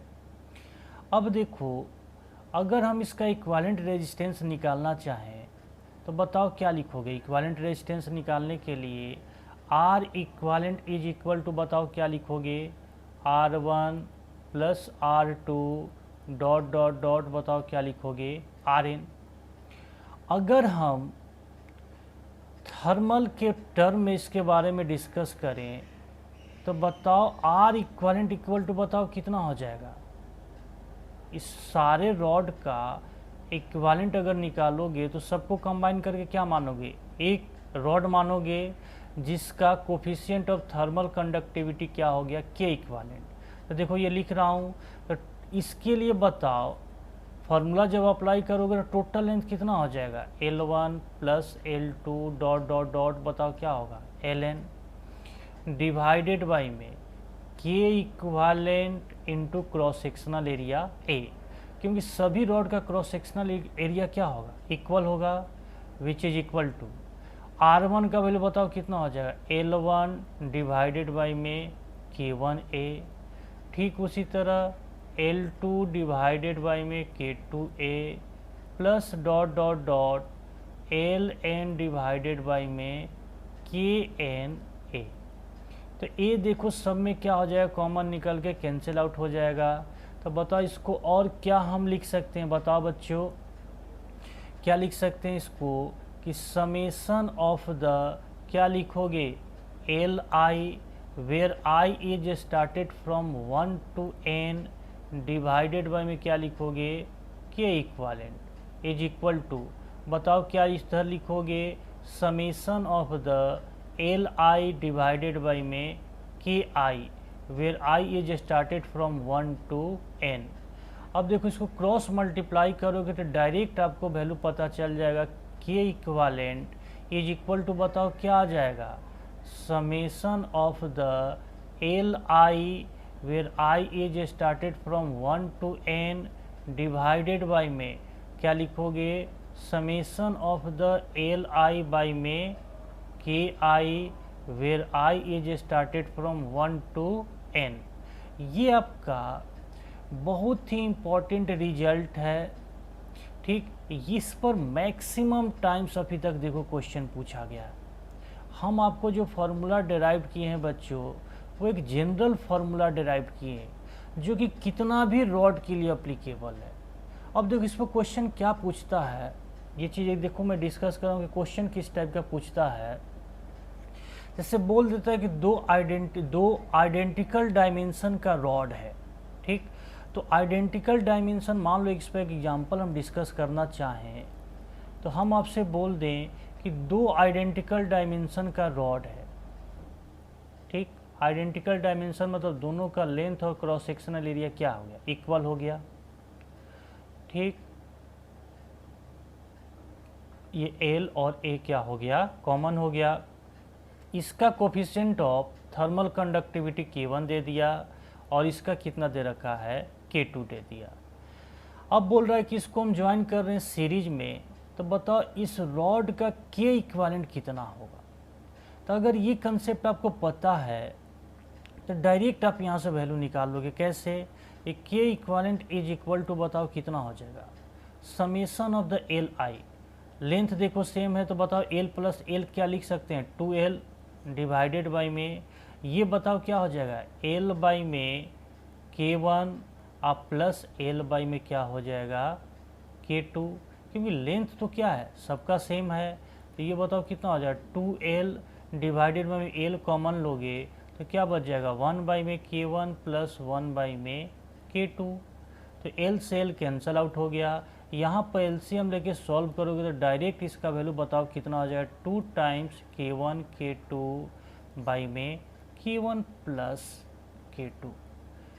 इस पर डायरेक्ट देखना, जेईई मेंस में क्वेश्चन पूछा हुआ इस रिलेशन पर। क्या टफ है ये बताओ, कुछ नहीं टफ है। अगर कंपेयर करके रखोगे कोई प्रॉब्लम नहीं होने जा रहा है। 3 रॉड दे दे, 4 रॉड दे दे, K इक्विवेलेंट का वैल्यू आपसे पूछे, आप आराम से सॉल्व कर लोगे, कहीं कोई प्रॉब्लम नहीं आने जा रहा इसमें, ठीक। तो ये जो देखो हम लोग कॉम्बिनेशन पढ़े वो किसका पढ़े, सीरीज का। तो ये फार्मूला बच्चों बहुत ही इम्पॉर्टेंट है आपके लिए, इस पर बहुत सारा क्वेश्चन पूछे जाते हैं, ठीक। तो एक जनरल फार्मूला हम आपको डिराइव कर दिए हैं। अब देखना कि इसमें हम आपको बताए भी थे कि सीरीज कॉम्बिनेशन में हर एक पॉइंट का टेम्परेचर, जैसे यहाँ का मान लो टी डैश, यहाँ का मान लो क्या होगा T डबल डैश, ठीक। यहाँ पर मान लो कुछ भी T नॉट। तो सर एक पॉइंट पर ये सब जो टेम्परेचर होंगे वो क्या होंगे, अलग अलग होंगे, क्योंकि जब तक अलग अलग नहीं होंगे तब तक आपका क्या होगा, ये टेम्परेचर अलग अलग नहीं होंगे तो हीट ट्रांसफ़र नहीं होगा, ठीक। क्योंकि यही आपको सेम एज किसके बराबर होंगे, पोटेंशियल डिफरेंस के बराबर। क्योंकि जब तक आपका टेम्परेचर का डिफरेंस नहीं होगा तब तक किसी भी रॉड में आपका कभी भी हीट ट्रांसफ़र नहीं होगा, ठीक। तो ये आपका सीरीज कॉम्बिनेशन का कंसेप्ट था। एक और देखो कॉम्बिनेशन देखते हैं हम लोग, कौन सा, पैरेलल कॉम्बिनेशन। देखो बच्चों पैरेलल कॉम्बिनेशन में क्या किए कि अब रॉड को एक के ऊपर रख दिए, ठीक। लेंथ सेम है, क्रॉस सेक्शनल एरिया देखना अलग अलग है। इसका क्रॉस सेक्शनल एरिया A1 मान लिए, इसका क्रॉस सेक्शनल एरिया A2 मान लिए, और इसका क्या मान लिए, देखो बच्चों इसका क्या मान लिया हम, इसका क्रॉस सेक्शनल एरिया AN मान लिए, इसका क्रॉस सेक्शनल एरिया बच्चों क्या मान लिया हम, AN मान लिए, ठीक। अब इसी को कंबाइन करके क्या बना दिए, रॉड जिसका लेंथ L है और इसका K क्या मान लिए, कोफिशिएंट ऑफ थर्मल कंडक्टिविटी क्या मान लिए, K इक्विवेलेंट। इसका टोटल एरिया देखो क्या हो जाएगा, सबको ऐड कर देंगे। तो देखो हमको मेनली निकालना है K इक्विवेलेंट का वैल्यू निकालना है। अब दिख रहा है कि यहाँ पर दोनों एंड में, हर एक रॉड के दोनों एंड में टेम्परेचर का वैल्यू बताओ क्या है, सेम है। इधर T1 है और इधर क्या है, T2। मतलब parallel combination of the electric current में भी देख सोचो तो वहाँ पर पोटेंशियल डिफरेंस क्या होता था, सेम रहता था। तो यहाँ पर भी टेम्परेचर डिफरेंस बताओ, दोनों हर एक रॉड के लिए क्या होगा, सेम होगा। अब बताओ, याद करो कि इलेक्ट्रिक करंट में क्या लिखते थे, इक्विवेलेंट रेजिस्टेंस 1 बाई में R equivalent is equal to क्या हो जाएगा, 1 बाई में R1 प्लस 1 बाई में R2 डॉट डॉट डॉट बताओ क्या हो जाएगा, 1 बाई में Rn, ठीक। देखो इसके लिए अगर थर्मल के लिए लिखेंगे तो बताओ क्या हो जाएगा, 1 बाई में R इक्विवेलेंट बराबर क्या लिखेंगे, लेंथ। तो लेंथ तो कितना L, और ये डिवाइड करोगे तो क्या ऊपर में चला जाएगा, तो K इक्विवेलेंट इंटू एरिया बताओ बच्चों कितना हो जाएगा, total area A1 plus A2 dot dot dot बताओ क्या होगा, AN होगा।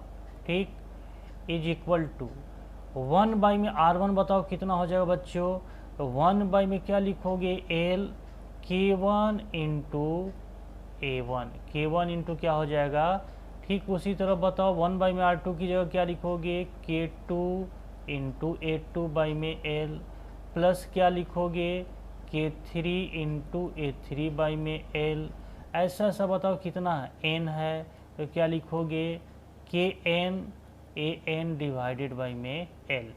तो L से L देखो सब में क्या है, कॉमन निकल के कैंसिल आउट हो जाएगा, ठीक। तो डायरेक्ट आप क्या लिख सकते हो, K equivalent is equal to बताओ क्या लिख सकते हो बच्चों, K1 A1 प्लस क्या लिखोगे, K2 A2 plus dot dot dot बताओ क्या लिखोगे, Kn An डिवाइडेड बाई में बताओ क्या लिखोगे, A1 plus A2 dot dot dot बताओ क्या होगा, An होगा।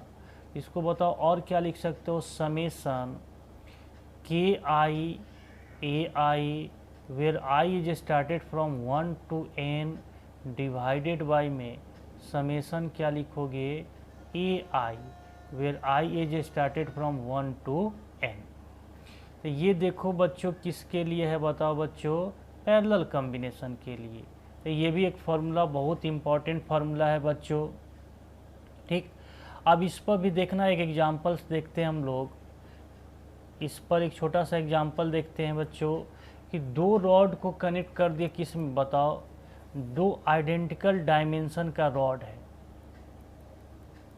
ठीक, आइडेंटिकल डायमेंशन का दो रॉड हम ले लिए, इसका कोफिशिएंट थर्मल कंडक्टिविटी K1 है, लेंथ L है, क्रॉस सेक्शनल एरिया A है, ठीक। इसका भी देखो लेंथ L है, क्रॉस सेक्शनल एरिया A है, और इसका coefficient of thermal conductivity K2 मान लीजिए।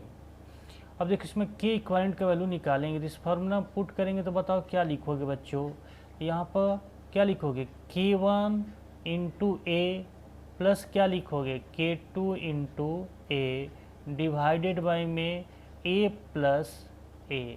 तो बताओ फाइनली आंसर कितना हो जाएगा, K1 प्लस K2 बाई में 2। ये देखो दो rod identical dimension but having different coefficient of thermal conductivity, ठीक।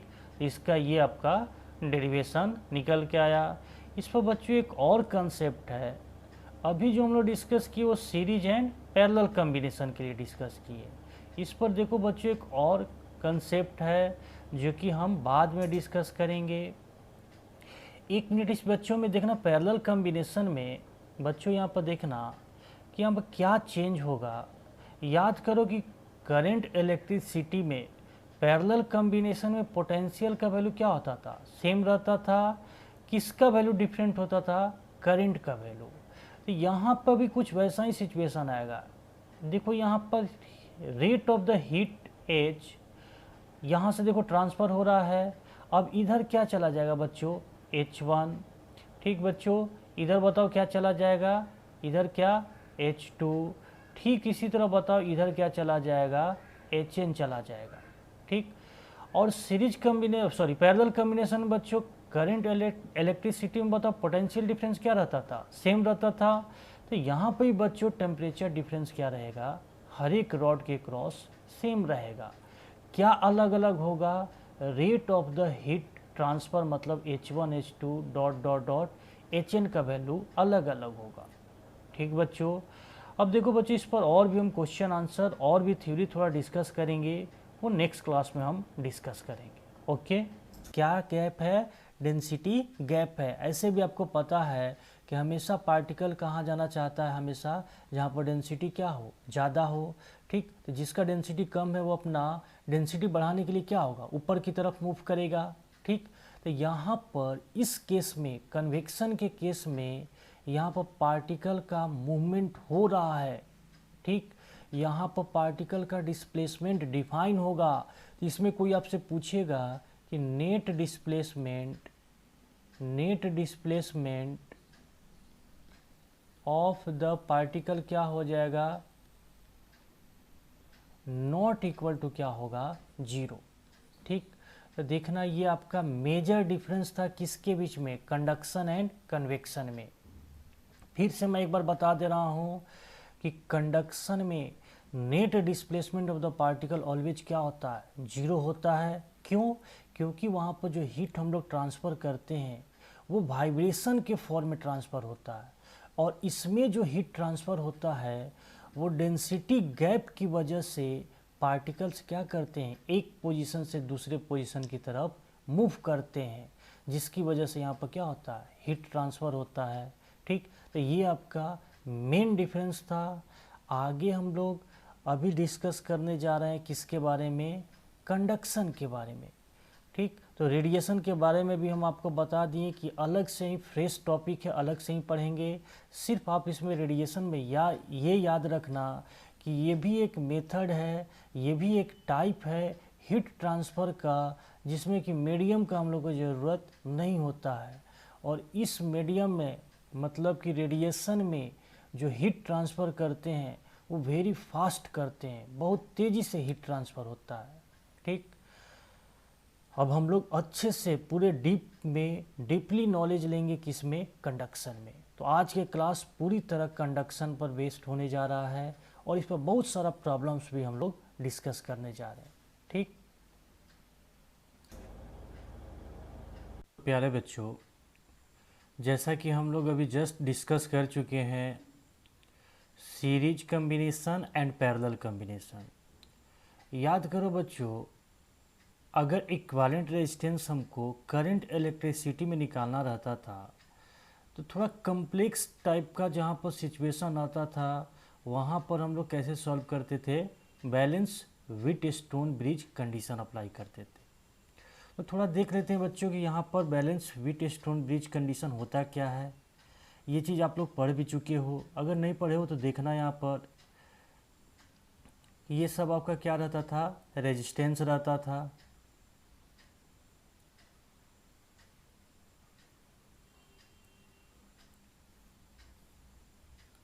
हाँ बच्चों, देखना यहाँ पर बैलेंस व्हीटस्टोन ब्रिज का सर्किट हम ड्रॉ किए हैं। ठीक, तो देख रहे हैं जैसे यहाँ पर ये resistance R1, R2, R3, R4, R5। ठीक, यहाँ पर देखो हम दो यहाँ पर पॉइंट नंबर 2 और पॉइंट नंबर 4 पर पोटेंशियल कितना मान लिए, V2 एंड V4। तो बच्चों ये चीज़ आपको पता होगा कि इन दोनों का क्रॉस मल्टीप्लिकेशन, मतलब कि इन दोनों का, इसका और इसका क्रॉस मल्टीप्लिकेशन किसके बराबर हो जाए बच्चों, इसके और इसके क्रॉस मल्टीप्लिकेशन के बराबर हो जाए, तो इस कंडीशन को हम लोग क्या बोलते हैं, बैलेंस व्हीटस्टोन ब्रिज। और इसमें होता क्या है, मतलब कि यहाँ पर देखो बच्चों कि यहाँ पर if R1 R4 is equal to क्या हो जाए बच्चों, R2 एंड R3, अगर ये कंडीशन को सेटिस्फाई करता था तो इसी कंडीशन को बताओ बच्चों हम लोग क्या बोलते थे, बैलेंस व्हीटस्टोन ब्रिज कंडीशन। तो इसमें होता क्या है कि इन दिस केस क्या होता है बताओ, कि potential at 2 is equal to, बताओ क्या होता है, पोटेंशियल एट 4। ठीक, दैट इज, इसके क्रॉस पोटेंशियल डिफरेंस का वैल्यू क्या हो जाता है, 0 हो जाता है। क्या हो जाता है, पोटेंशियल डिफरेंस का वैल्यू 0 हो जाता है। और जब देखो बच्चों पोटेंशियल डिफरेंस ही जब 0 हो गया तो इसके क्रॉस कोई करंट फ्लो नहीं करता है, आई इक्वल टू क्या हो जाता है, 0। ठीक, तो ये हम लोग क्या करते हैं कि इस रेजिस्टेंस को हम लोग सर्किट से क्या कर देते हैं, बाहर कर देते हैं। ठीक, तो इसका अगर फिर से आप सर्किट रीड्रॉ करोगे तो देखो इस टाइप का ऐसा सिचुएशन बनेगा। बैलेंस व्हीटस्टोन ब्रिज के कंडीशन के बाद अब फिर से आप, तो इसके क्रॉस देखो ये कितना है बताओ, ये R1 हो गया रेजिस्टेंस, ये R3 हो गया, ये R4 हो गया, और ये क्या हो गया, R2। ये मान लो 0.1 मान लो, और ये क्या मान लो 0.3। जैसा कि देख पा रहे हो कि मान लो अगर इधर से करंट आई आता है तो इधर करंट बताओ क्या हो जाएगा I1, और इधर मान लो करंट का डिवाइड हो क्या हो जाएगा I2। ठीक, ये ब्रांच हम लोग बीच से हटा दिए। कब हटा दिए? जब ये बैलेंस व्हीटस्टोन ब्रिज के कंडीशन को क्या कर रहा था, सेटिस्फाइड कर रहा था। ठीक, तो यहाँ पर देखो इधर से कोई करंट नहीं फ्लो हो रहा है, तो यही करंट देखो ये I1 इधर आ जाएगा और यही करंट I2 इधर जाएगा, और फाइनली ये बताओ क्या बाहर निकलेगा, I which is equal to क्या होगा, I1 प्लस I2। अब यहाँ पर देखो इस दो टर्मिनल के क्रॉस अगर हमको इक्विवेलेंट रेजिस्टेंस निकालना रहता था तो बताओ हम लोग क्या करते थे कि अब ये सर्किट को बहुत आसान सर्किट में कन्वर्ट कर लेते थे। कैसे कि देखो यहाँ पर ये और ये बताओ आपस में क्या हो जाएंगे, सीरीज कम्बिनेशन हो जाएंगे। मतलब कि ये देखना कौन सा R1 एंड R3 आपस में सीरीज में हो गया। ठीक उसी तरह R2 and R4, R2 and ये क्या हो गया R2 और ये क्या हो गया R4 सीरीज में हो गया।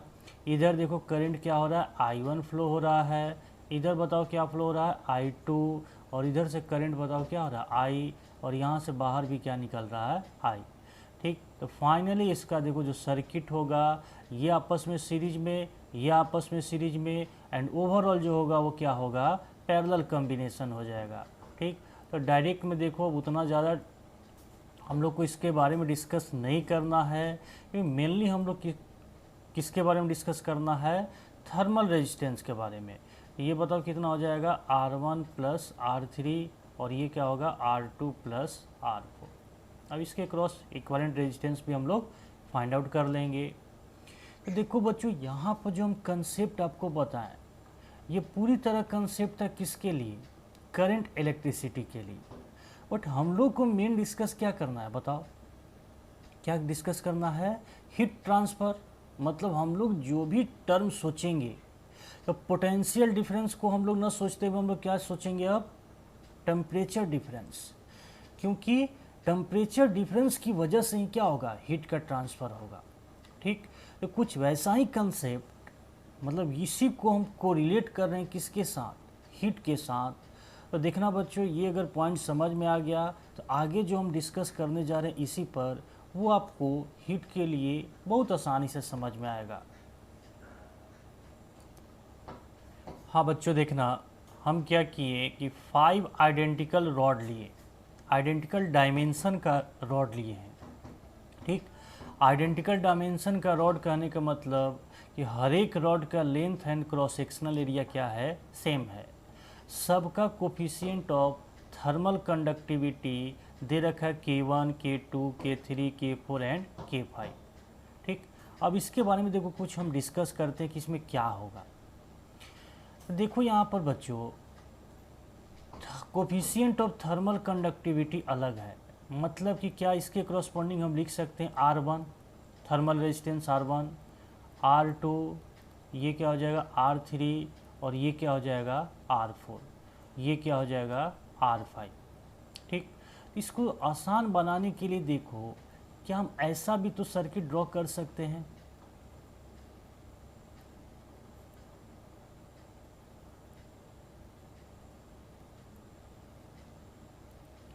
बच्चों ऐसा देखो हम ड्रॉ कर सकते हैं, बिल्कुल कर सकते हैं। ये क्या हो गया बताओ बच्चों, ये R1 हो गया, और ये बच्चों क्या हो गया बताओ R2, और ये क्या हो गया R3, ये क्या हो गया R4, और ये क्या हो गया R5। ठीक, अगर यहाँ पर देखना अब कंडीशन अप्लाई करें, if R1 into R3 is equal to क्या हो जाए, R2 एंड R4 का मल्टीप्लिकेशन के बराबर हो जाए, तो बच्चों यहाँ पर क्या कौन सा कंडीशन को सेटिस्फाई करेगा, बैलेंस व्हीटस्टोन ब्रिज को। मीन्स बताओ यहाँ पर क्या बोलेंगे कि यहाँ का टेम्परेचर अगर मान लो हम मान लेते हैं T1 और यहाँ का टेम्परेचर मान लो T2 मानते हैं, तो बताओ क्या होगा कि ये कंडीशन कब होगा, जब temperature at T1 must be equal to क्या हो जाए, temperature at T2, which means कि इसके क्रॉस चेंज इन टेम्परेचर का वैल्यू क्या हो जाए, 0। जब कोई टेम्परेचर का चेंज ही नहीं होगा तो इसके क्रॉस कोई rate of the heat transfer नहीं होगा, और जब rate of the heat transfer नहीं होगा तो ये जो आपका डायग्राम है बहुत आसान एक डायग्राम में कन्वर्ट हो जाएगा। आप इसको देखो कैसे कन्वर्ट कर सकते हो, कुछ इस टाइप का देखना, ऐसे हम लोग इसको कन्वर्ट कर लेंगे। क्या कि इधर देखो इस टाइप का देखो डायग्राम इसका बन जाएगा। ये हो गया आपका R1, ये क्या हो गया R2, ये क्या हो गया बताओ बच्चों R3, और ये R4। इधर से देखो हीट H आ गया, ठीक, rate of the heat H आ गया, तो इधर बताओ कितना आ जाएगा H1, और इधर कितना फ्लो हो जाएगा H2, ठीक। अब यहाँ पर देखो ये H1 H2 through out the यहाँ तक क्या रहेगा, सेम रहेगा, और यहाँ तक बताओ ये भी क्या रहेगा H2 सेम रहेगा। फाइनली यहाँ से H क्या हो जाएगा, हीट बाहर निकल जाएगा, ठीक। और यहाँ का देखना दोनों पॉइंट का जो टेम्परेचर है T1 और ये भी क्या है T2, इस पार्टिकुलर केस में बताओ क्या है बच्चों, सेम है। तभी तो ऐसा कंडीशन को क्या कर रहा है, वो सेटिस्फाइड कर रहा है, ठीक। तो इस पर भी देखो कुछ कॉम्प्लेक्स टाइप का क्वेश्चन बच्चों हम लोग सॉल्व करेंगे, ठीक। हाँ तो बच्चों देखना कुछ हम लोग क्वेश्चन सॉल्व कर रहे हैं। एक बात देखना बच्चों, मैं सारा क्वेश्चन आपको यहाँ पर नहीं लिखूँगा, फिगर ड्रॉ कर दूँगा, सारा उसका न्यूमेरिकल्स वैल्यू लिख दूँगा, क्वेश्चन का मेन पॉइंट मैं लिख दूँगा, और जो फाइंड आउट करना वो चीज़ हम लिख देंगे, क्योंकि सारा क्वेश्चन लिखने में टाइम का वेस्टेज है। मेन आपको क्वेश्चन समझने से मतलब है, ठीक। तो ये देखो एक क्वेश्चन दे रखा है कि दो रॉड है, दोनों रॉड को इंड टू इंड कनेक्ट करके रखे हैं, ठीक। इंड टू इंड कहने का मतलब सीरीज कॉम्बिनेशन में रखे हुए हैं, ठीक। इसका ए पॉइंट का टेम्परेचर दे रखा है, कितना दे रखा है आपको 100 डिग्री सेल्सियस, और बी का दे रखा है 0। एक देखो यहाँ पर जंक्शन का फॉर्मेशन हो रहा है सी, यहाँ का टेम्परेचर टी दे रखा है। क्वेश्चन में दे रखा है कि रॉड 1 का लेंथ 15 सेंटीमीटर दे रखा है, 2 का 10 centimetre, uniform cross sectional area है, और एरिया का वैल्यू दे रखा है कितना है 1 मिलीमीटर स्क्वायर। ये जो आपका दोनों रॉड बना है वो सेम मटेरियल से बना है, मतलब कि दोनों का कोफिशिएंट ऑफ थर्मल कंडक्टिविटी का वैल्यू क्या रहेगा, सेम रहेगा, और वो भी दे रखा है 50। क्वेश्चन के फर्स्ट पार्ट में पूछ रहा है कि बताओ find the temperature of the junction C, मतलब टी का वैल्यू निकालना है।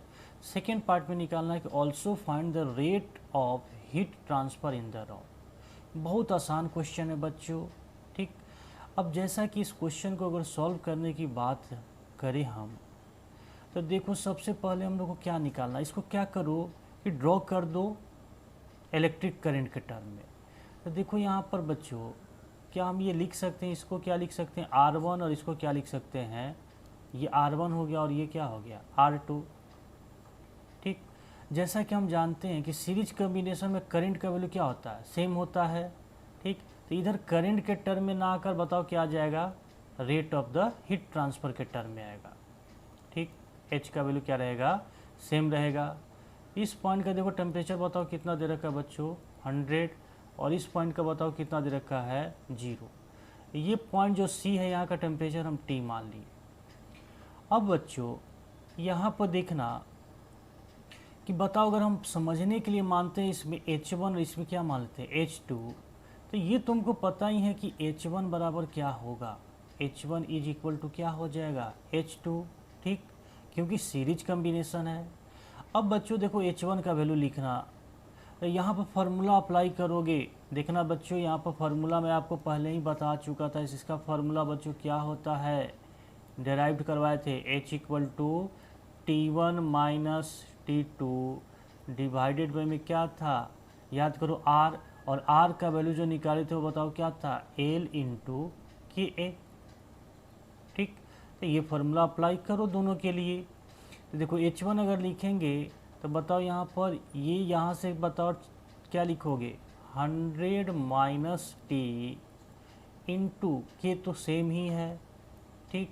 क्रॉस सेक्शनल एरिया भी सेम है, डिवाइडेड में क्या करोगे L1 लेंथ, और L1 लेंथ बच्चों बताओ कितना दे रखा है 15 सेंटीमीटर, इज इक्वल टू, इसके लिए लिखोगे बच्चों तो बताओ क्या लिखोगे, t-0 इंटू के ए डिवाइडेड बाई में बताओ इसका लेंथ कितना दे रखा है बच्चों 10। तो के ए से के ए देखो कैंसिल आउट हो गया, ये कितना होगा 5 से 3 और ये 5 से क्या होगा 2, तो क्रॉस मल्टीप्लाई करोगे बच्चों तो बताओ कितना आ जाएगा 3t इज इक्वल टू बच्चों कितना हो जाएगा 200 माइनस 2t। इसको बच्चों इधर लाओगे इस साइड में तो बताओ बच्चों कितना हो जाएगा, बताओ ये 3 + 2 कितना हो जाएगा 5t इक्वल टू 200। तो बताओ बच्चों यहाँ से t इक्वल टू बताओ कितना हो जाएगा 200 बाई में 5 is equal to 40 degree Celsius. देखो फर्स्ट पार्ट का बच्चों हम लोग आंसर निकाल लिए, फर्स्ट पार्ट का आंसर बताओ कितना आ जाएगा 40 डिग्री सेल्सियस। अब बच्चों सेकेंड पार्ट में देखो क्या निकालना है, you also find the rate of the heat transfer. तो देखो बच्चों यहाँ पर सेकेंड पार्ट के बारे में अगर हम डिस्कस करें तो देखो यहाँ पर सीरीज कम्बिनेशन है, तो rate of the heat transfer बताओ क्या रहेगा, सेम रहेगा, मतलब H1 इक्वल टू बताओ क्या हो जाएगा H2 is equal to H मान लो, विच इज इक्वल टू, अब वैल्यू लिख दो, तो वैल्यू देखो हम यहीं से कैलकुलेट कर दे रहे हैं, तो बताओ कितना हो जाएगा 100 माइनस टी, तो टी का वैल्यू भी बच्चों कितना निकालें 40 इंटू के, तो के का वैल्यू बताओ कितना बच्चों रखे हैं हम लोग 50, इंटू क्रॉस सेक्शनल एरिया देखो बच्चों कितना दे रखा है यहाँ पर, क्रॉस सेक्शनल एरिया दे रखा 1 मिलीमीटर स्क्वायर। इसको स्टैंडर्ड फॉर्म में कन्वर्ट करोगे बच्चों तो बताओ कितना होगा 10⁻⁻6 डिवाइडेड बाई में, क्योंकि मिलीमीटर को मीटर में कन्वर्ट करोगे तो बताओ कितना होगा -3 और उसका स्क्वायर है तो -6 हो जाएगा।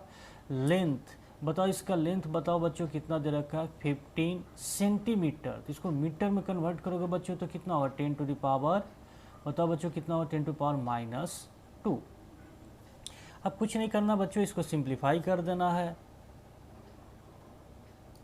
हाँ तो बच्चों देखना है यहाँ पर, इसको सिंप्लीफाई करने के बाद जो वैल्यू आ रहा है 0.02, 0 देखो बच्चों कितना आ रहा है 0.02 यूनिट क्या हो जाएगा जूल पर सेकेंड, या इस जूल पर सेकेंड को क्या बोल सकते हैं बताओ, और बच्चों वाट बोल सकते हैं। ठीक, तो बहुत आसान क्वेश्चन था बच्चों, उम्मीद करता हूँ सब कुछ समझ में आ गया होगा। अब देखो इस पर अगला क्वेश्चन हम लोग सॉल्व करते हैं। देखो बच्चों दूसरा जो क्वेश्चन है, हाँ बच्चों दूसरा क्वेश्चन देखना कि दूसरा क्वेश्चन में देखो क्या है कि 3 रॉड है जिसका डायमेंशन क्या है सेम है। ठीक, कोफिशिएंट ऑफ थर्मल कंडक्टिविटी देखो तीनों का अलग अलग दे रखा है, इसका देखो दे रखा है 3K, इसका देखो दे रखा है 2K और इसका K दे रखा है।